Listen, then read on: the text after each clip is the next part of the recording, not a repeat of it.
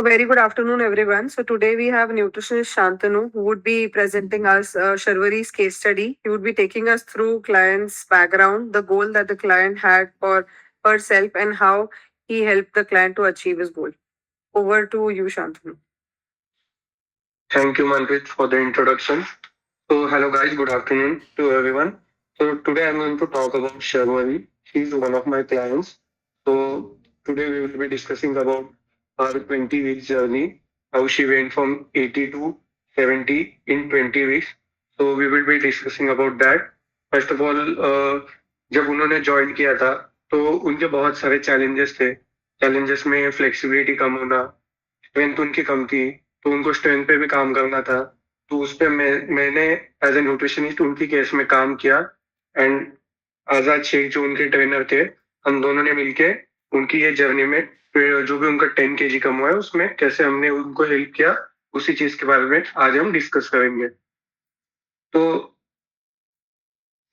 हाँ, सबसे पहले केस कंडक्टर जो है, जैसे मैंने एक्सप्लेन किया कि एज ए न्यूट्रिशनिस्ट मेरा गोल वही था कि एक बैलेंस मील डेवलप करना, उसमें लीन प्रोटीन के सोर्सेज एंड फाइबर्स का कंटेंट होना चाहिए, मेरा टारगेट था.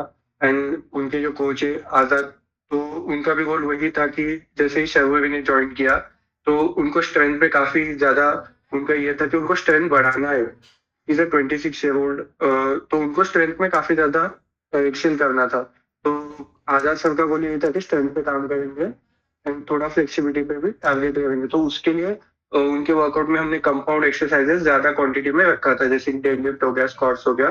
तो अभी बात करते हैं उनके हिस्ट्री की. तो 20 वीक्स में उनका हमने लाइफस्टाइल पे थोड़ा सा काम किया.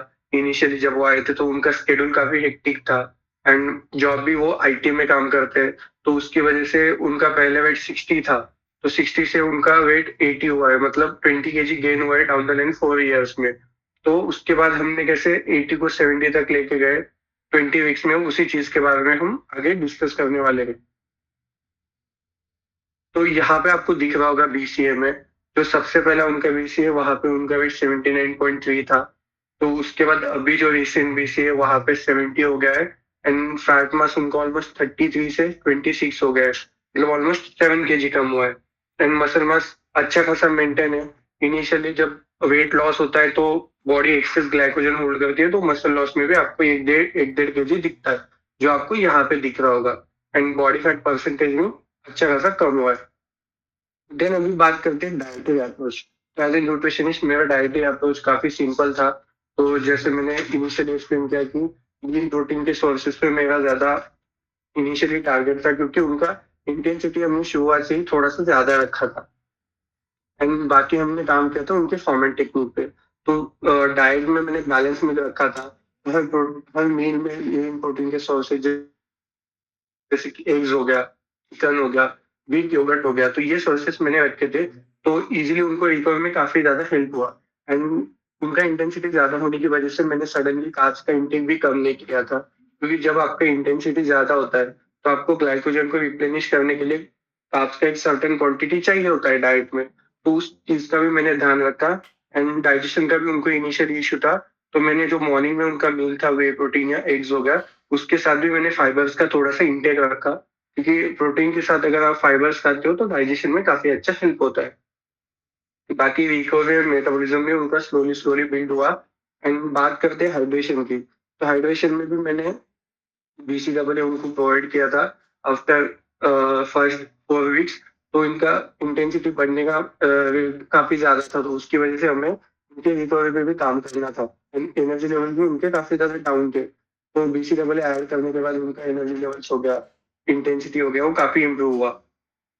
अब बात करते हैं सप्लीमेंट्स की. सप्लीमेंट्स के बारे में आगे हम डिस्कस करेंगे कि कैसे हमने सप्लीमेंट्स का उनका स्टैक रखा था. उसके पहले लाइफस्टाइल मॉडिफिकेशन में उनके 4 मील्स थे एक दिन में, वो भी हमने ब्रेकफास्ट, लंच, स्नैक्स और डिनर ऐसे डिवाइड किया.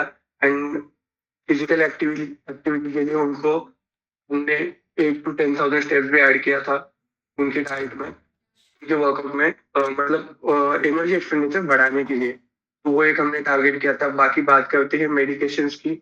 तो वो कोई भी मेडिकेशन नहीं ले रहे थे, काफी हेल्दी थे, विटामिन डी उनका जस्ट कम था, बाकी ऑल गुड.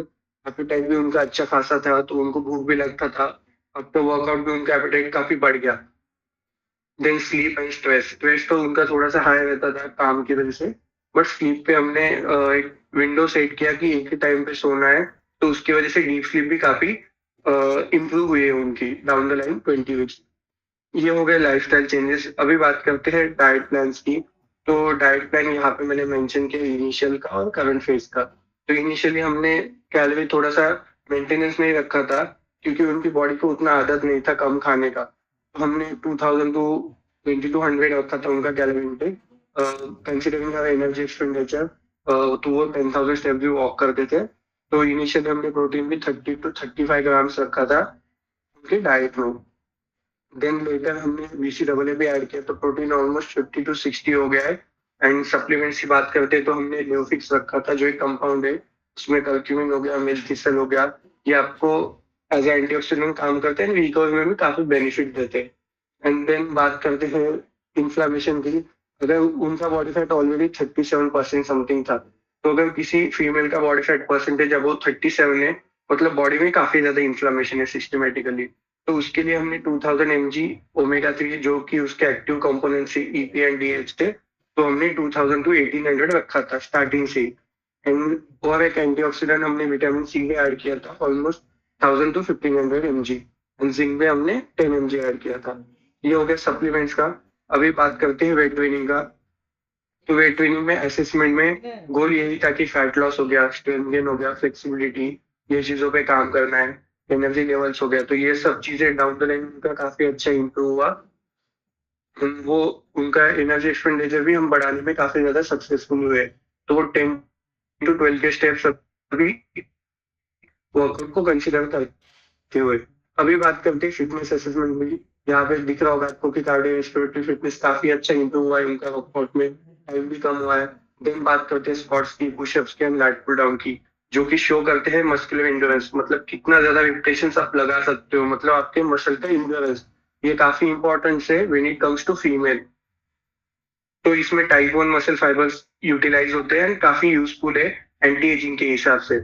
देन अभी बात करते हैं चैलेंजेस। तो चैलेंजेस में उनके काफी ज्यादा चैलेंजेस थे।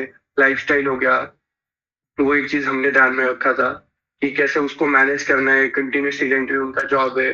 तो उस सब चीजों में हमने काफी ज्यादा इन्वॉल्वमेंट लिया एंड उनका वो चीजें इम्प्रूव हुआ। एंड अभी नेक्स्ट बात करते हैं उनके वर्कआउट की। तो वर्कआउट का पार्ट एक्सप्लेन करने के लिए अभी आजाद सर यहाँ पे नहीं, तो मैं ही कंसिडर करूंगा। तो वर्कआउट में हमने काफी मतलब कंपाउंड मूवमेंट ज्यादा रखी थी।